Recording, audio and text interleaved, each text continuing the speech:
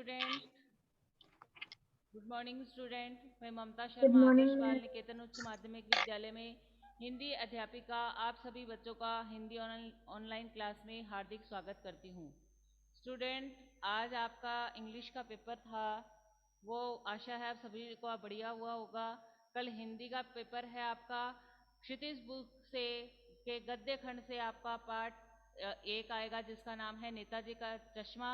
उसको आप बहुत अच्छे से रीड कर लेंगे, पढ़ लेंगे उसको, क्योंकि उसमें से मैंने जो क्वेश्चन है वो बनाकर, प्रश्न है वो बनाकर दिए, इसलिए एक उसकी प्रत्येक बात को गद्य खंड से पाठ एक का नेताजी का चश्मा कहानी को आप ध्यान से पढ़ लेंगे। उसकी एक एक बात को आप नोट करेंगे तो आपका पेपर है वो बहुत अच्छा होगा। और जो आपको पेपर है, आपको जो आपकी क्लास का जो टाइम है उसी टाइम दिया जाएगा, उसी टाइम आपको लिंक भेजा जाएगा जिसको आपको करना है। और जो बाकी के क्वेश्चन आंसर है वो आपको एक अलग नोटबुक में लिखकर और मेरे को सेंड कर देना है। फिर वो नोटबुक है आप अपने पास में रखिएगा, जब हम कहें तब उसको चेक करवाने के लिए आ जाएगा। एक बार तो आप उसमें मेरे पर्सनल नंबर पे उसकी फ़ोटो क्लिक करके आप भेज देंगे। सभी बच्चे मेरे पर्सनल नंबर पे भेजेंगे, कोई भी ग्रुप पे नहीं भेजिएगा, क्योंकि ग्रुप है उसमें फिर पढ़ाई है वो प्रॉपरली नहीं हो पाती। इस बात का आप विशेष ध्यान रखेंगे, चैप्टर को अच्छे से पढ़ लेंगे।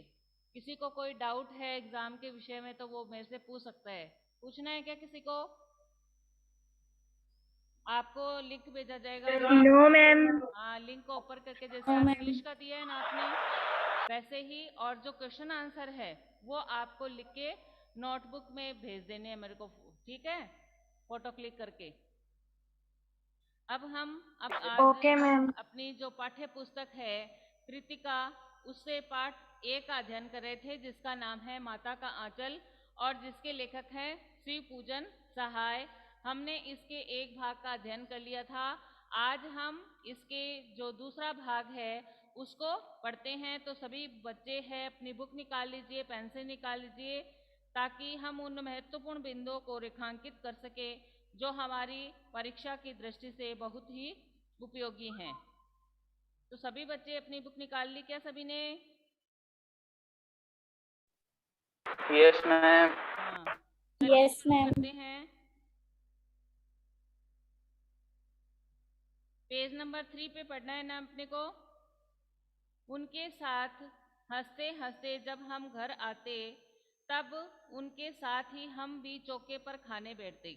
हमने अभी तक पढ़ा था कि जो भोलानाथ है वो किस प्रकार सुबह अपने जो पापा हैं अपने पिताजी के साथ उठते, अपने बाबूजी के साथ उठते थे, किस प्रकार वो उनको नहलाते धुलाते।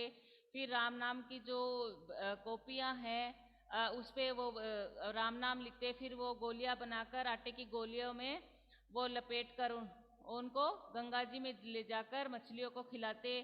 और फिर उसको कैसे है भोलानाथ को साथ में ले जाते और उसको डाली पर बिठाकर झुलाते। तो अभी तक हमने पढ़ा, उसके आगे का हम अध्ययन कर रहे हैं। उनके साथ हंसते हंसते जब हम घर आते, तब उनके साथ ही हम भी चौके पर खाने बैठते थे। जब उनके साथ, किनके साथ? अपने बाबूजी के साथ। जब वो हंसते हंसते घर पहुंचते थे, कौन? भोलानाथ अपने पिताजी के साथ जब आते थे, तब क्या था कि उनके साथ ही हम भी चौके पर खाने बैठते। तब उनके साथ ही जो भोलानाथ थे अपने पिताजी के साथ ही चौकी पर खाना खाने के लिए बैठता था। वह हमें अपने ही हाथ से फूल की एक कटोरे में गोरस और भात सान कर खिलाते थे। वह अपने ही हाथ से, वह जो उनके पिताजी थे, वह अपने हाथ से ही जो गाय का रस है और भात सान कर यानी मिलाकर, लपेट कर, गूंथ कर जिसे बोलते हैं, वो उन्हें खिलाते थे। किसे? अपने भोलेनाथ को। जब हम खाकर अफर जाते, तब मैया थोड़ा और खिलाने के लिए हट करती थी। अफर जाते यानी जब उनका पेट है वो अधिक भर जाता था। यानी कभी कभी क्या होता है कि ज़्यादा हम खा लेते, तो ऐसे कहते हैं ना कि हमारे पेट में है वो अफर गया, तो उससे यानी हमने ज़्यादा खा लिया। भर पेट से अधिक खा लेने से, हाँ, खा लेते हैं तब हमारा पेट है वो आफर जाता है, तो उसी के लिए कह रहे हैं कि मेरा पेट है वो आफर जाता। जाते जाते जब मैया थोड़ा और खिलाने के लिए हट करती, जब वो हम खाकर अफर जाते यानी जब हमारा पेट है वो बहुत ज्यादा भर जाता, तब भी क्या करती, जो भोलानाथ की मैया थी, यानी मैया किसे कहा गया, जो आप कहते हो ना अपने मम्मी, उनको कह रहे हैं वो मैया। तो वो कह रहे हैं कि जब हमारा और भी ज्यादा पेट भर जाता तब भी क्या होता, उनकी जो माँ थी और उन्हें खिलाने के लिए जिद करती थी। क्यों करती थी, क्योंकि एक माँ का स्वभाव ही ऐसा होता है, जो ऐसा चाहती है कि मेरा बच्चा है वो अधिक से अधिक खा ले, भूखा नहीं रहे। तो इसी दृष्टि को ध्यान में रखते हुए भी वो भोलानाथ का जब पेट भर जाता था तब भी उसे और खिलाने का प्रयास करती रहती थी, ताकि उसका बच्चा है वो भूखा नहीं रहे। आगे देखिए, वह बाबूजी से कहने लगती, आप तो चार चार दाने के दो कोर बच्चे के मुंह में देते हैं। वह बाबूजी से कहने लगती, यानी बाबूजी, यानी वह अपने पति से कहती कि आप तो केवल चार दाने हैं वो बच्चे के मुंह में देते हो, यानी आप तो थोड़ा थोड़ा ही बच्चे को खिलाते हो, इससे कोई बच्चे का पेट थोड़ी भरता है। इससे तो वह थोड़ा खाने पर भी समझ लेता है कि हम बहुत खा गए। आप खिलाने का ढंग नहीं जानते, बच्चे को भर मुंह कोर खिलाना चाहिए। वो जो अम्मा थी, वो क्या थी, अपने बच्चे से बहुत स्नेह करती थी। एक माँ होती है वो अपने बच्चे से अत्यधिक स्नेह करती है। इसी स्नेह के कारण, इसी लगाव के कारण क्या होता है कि वह दूसरे के खिलाने से संतुष्ट नहीं होती। इसी बात यही क्या था, भोलानाथ के साथ था। जब उसके पिताजी है उसको खिलाते थे तो उसकी अम्मा थी, मैया थी, वो संतुष्ट नहीं होती थी और पिताजी से कहती थी कि आप तो केवल चार दाने चावल इसको खिला देते हैं, इतना सा खिलाने से बच्चे का पेट थोड़ी भरता है। आप, मैम, हाँ, यस बेटा। भरमुंह कोर क्या होता है? जो गस्सा देते हैं ना अपन, उसे कहते हैं, है ना। अच्छा, आप, यस मैम। हाँ, आप खिलाने का ढंग नहीं जानते, कि आप खिलाने का ढंग ही नहीं जानते, आप जानते नहीं है कि बच्चे को किस प्रकार खिलाया जाता है। बच्चे को भर मुंह कोर खिलाना चाहिए, कि बच्चे को एकदम से पेट भर जाए, इस तरीके से उसे खिलाना चाहिए, यानी चार चार दाने नहीं देने चाहिए, एकदम भरकर उसको देना चाहिए। जब खाएगा बड़े बड़े कोर तब पाएगा दुनिया में ठोर। वो कह रहे हैं कि जब खाएगा बड़े बड़े कोर, कि ये बड़े बड़े गस्से खाएगा तभी दुनिया में ठोर ठोर पाएगा, यानी स्थान पाएगा, अवसर पाएगा। ठोर का मतलब क्या होता है, स्थान पाना या अवसर पाना। कि ये जब बड़ा, अपन कहते हैं ना कि छोटे बच्चे को ऐसे कहते हैं कि जल्दी जल्दी खा ले, बड़ा हो जाएगा, जल्दी बड़ा हो जाएगा। तभी तो वो कह रही है कि जब बच्चा बड़े बड़े गस्से खाएगा तभी वह दुनिया में अपना स्थान है वो बना पाएगा। आगे पढ़ते हैं। देखिए मैं खिलाती हूँ, मर्दुए क्या जाने कि बच्चों को कैसे खिलाना चाहिए, और महतारी के हाथ से खाने पर बच्चों का पेट भी भरता है।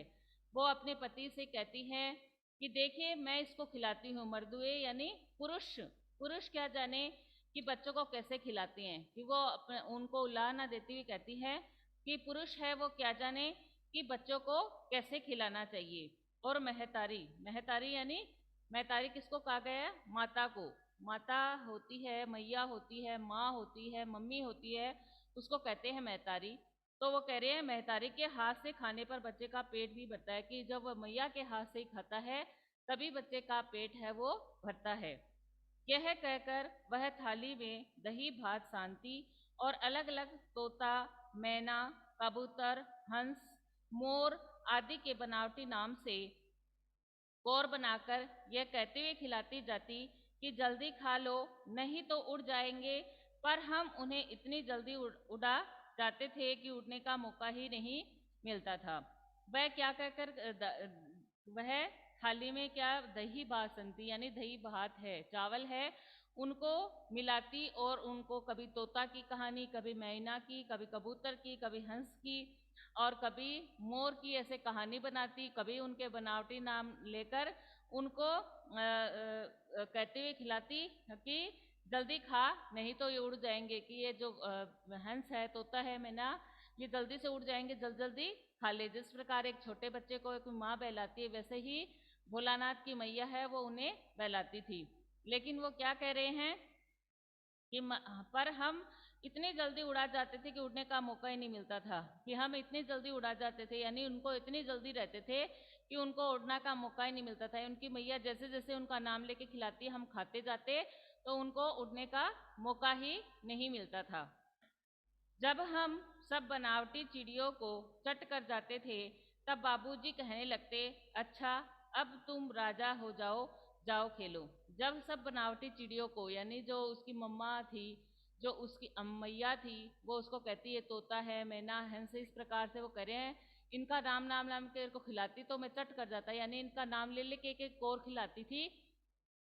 तो जब ये सारी बनावटी चिड़ियों को चट कर जाते, यानी उन कोर का जो हम खा जाते। मैम आपकी आवाज नहीं आ रही।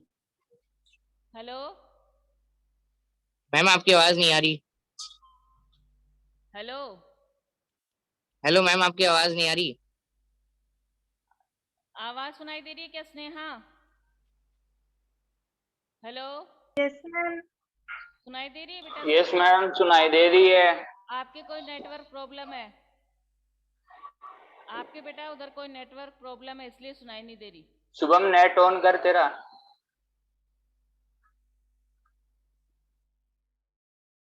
फिर देखिए, बस हम उड़कर उछलने कूदने लगते थे। फिर रस्सी में बंधा हुआ काठ का घोड़ा लेकर नंग धड़ंग बाहर गली में निकल जाते थे। बस हम क्या करते थे कि जब वो खा लेते थे तो उनके पिताजी उनसे कहते थे कि अब तुम राजा हो गए, कि यानी अब तुम जीत गए हो, तुमने खा लिया है, अब तुम जाकर खेलो। तब वो क्या करते थे, भोलानाथ थे, उछल कूदने लगते थे, क्योंकि वो एक छोटे बच्चे ही थे। और फिर रस्सी से बंधा हुआ काठ का घोड़ा, एक काठ के घोड़े को रस्सी से बंधा हुआ था, उसको ले जाते थे और नंग धड़ंग यानी बिल्कुल नंगे ही गली के बाहर है वो निकल जाते थे। जब कभी मैया हमें अचानक पकड़ पाती, तब हमारे लाख छटपटाने पर भी एक चुल्लू कड़वा तेल हमारे सिर पर डाल ही देती थी। जब क्या होती थी, मैया थी, वो हमें अचानक पकड़ लेती थी, यानी जब एक माँ होती है उसकी तो ये भावना रहती है कि बच्चा बाहर जाए तो उसे साफ सुथरे कपड़े पहने हो, उसके बाल बनाए हुए हो, और वह सुंदर तैयार करके भेजे। लेकिन भोलानाथ थे, उसके पिताजी के कहने पर वो नंग धड़ंग जैसे थे वैसे ही निकल जाते थे। और वो कह रहे हैं कि जब कभी हम मैया अचानक से हमें पकड़ लेती थी, तब हमें चुल्लू पर कड़वा तेल यानी सरसों का तेल जिसे हम बोलते हैं, वो हमारे सिर पर डाल देती थी। डाल देना से मतलब क्या है, लगा देती थी। हम रोने लगते और बाबूजी उस पर बिगड़ खड़े होते, पर हवा हमारे सिर में तेल बोत कर हमें उपटन कर ही छोड़ती थी। हम रोने लगते, यानी छोटा बच्चा है, जब उसको पकड़ लेते हैं, उसके मन चाही क्रिया उसे नहीं करने देते, तब क्या है, वह रोने लगता है। तो उसकी अम्मा जब उसको पकड़ लेती थी तो है, तब वह रोने लग जाता था। और बाबूजी क्या करते थे, मैया पर बिगड़ कर खड़े हो जाते, यानी डांटते थे कि वह हमारे सिल में तिल बोत कर हमें उपटन कर छोड़ती थी। लेकिन बाबूजी है वो उन पर गुस्सा होते रहते लेकिन वो क्या करती थी, बोत कर यानी तेल से एक तेल है वो पूरे बालों में डालकर ही हमें उपटन कर छोड़ती थी, कि पूरा हमें जब तैयार कर देती थी, तेल हमें डाल देती थी, हमारे बाल को गूंथ देती थी, तभी वो हमें छोड़ती थी। फिर हमारी नाभि और लिलार में काजल की बिंदी लगाकर चोटी गूंथती और उसमें फूलदार लट्टू बांधकर रंगीन आवाज नहीं आ रही। कुर्ता टोपी पहना देती थी। आपके कोई नेटवर्क प्रॉब्लम है शुभम? आपके नेटवर्क प्रॉब्लम है मैडम आपकी आवाज नहीं आ रही। तो शुभम आपके कोई आपकी नेटवर्क आवाज नहीं आ प्रॉब्लम रही। है? नेटवर्क प्रॉब्लम है आपके? और सभी को सुनाई दे रही है बेटा? प्रशाली सुनाई दे रही है ना बेटा? हेलो यस मैम, आवाज आ रही है। आवाज आ रही है ना? उसके शुभम यस मैम। आपकी यस कोई मैम। नेटवर्क प्रॉब्लम है?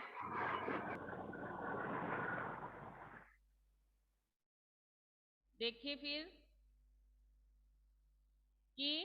फिर वह हमारी नाभि में और लिलार में यानी माथे पर काजल की बिंदी लगाती थी। एक बच्चे को तैयार करते हैं तो उस बच्चे को नज़र से बचाने के लिए माँ क्या करती है, उसके माथे पर काजल की बिंदी लगा देती है, तो वह भी क्या करती, उनकी नाभि में और लिलाट पर एक काजल की बिंदी लगा देती थी। फिर उनकी चोटी गूंथती थी और उसमें एक फूलदार लट्टू बांध देती थी और रंगीन जो कुर्ता है, टोपी है, वो पहना देती थी। हम खासे कन्हैया बनकर बाबूजी की गोद में सिसकते सिसकते बाहर आते थे। हम खासे कन्हैया बनकर, कन्हैया से मतलब क्या है, कृष्ण बनकर, कि जैसे कृष्ण को वस्त्र पहनाए जाते हैं, उनको तैयार किया जाता है, वैसे ही हमारी मैया है वो हमें तैयार कर देती है और हम रोते रोते अपने बाबूजी के साथ बाहर जाते थे। बाहर आते ही हमारी बाट जोहने वाले बालकों का एक झुंड मिल जाता था। जब भोलानाथ की मैया उन्हें तैयार कर देती और बाबूजी उनको गोद में लेकर बाहर आते थे, तो बाट जोहने यानी प्रतीक्षा, उनके जो और साथी थे वो उनकी प्रतीक्षा कर रहे होते थे। तो उन प्रतीक्षा करने वाले साथियों का जब उन्हें झुंड मिल जाता था, हम उन खेल के साथियों को देखते ही सिसकना भूलकर बाबूजी की गोद से उतर पड़ते और अपने हमजोलियों के दल में मिलकर तमाशे करने लग जाते थे। तो जब क्या होता था कि जब उनको अपने साथियों का झुंड मिल जाता था, तब वे क्या करते, खेल के साथियों को देखते और फिर सिसकना भूल जाते थे, यानी रोना तो भूल जाते थे और बाबूजी की गोद से उतर पड़ते और अपने हमजोली, हमजोली यानी अपने जो साथ खेलने वाले हैं, उनके दल में मिल जाते और मिलकर है वो तमाशा करने लग जाते थे। हम इसको अंडरलाइन कर लेते थे, करेंगे कि भोलानाथ है वो सिसकना क्यों भूल जाता था, भोलानाथ क्यों भूल जाते थे। यहाँ से अंडरलाइन करेंगे कि बाहर आते ही हमारी बाट जोहने वाले बालकों का एक झुंड मिल जाता था। हम उन खेल के साथियों को देखते ही सिसकना भूलकर बाबूजी से गोद से उतर पड़ते और अपने हमजोलियों के दल में मिलकर तमाशे करने लग जाते थे। यहाँ तक अंडरलाइन करेंगे कि भोलानाथ अपने साथियों को देखकर सिसकना क्यों भूल जाता था।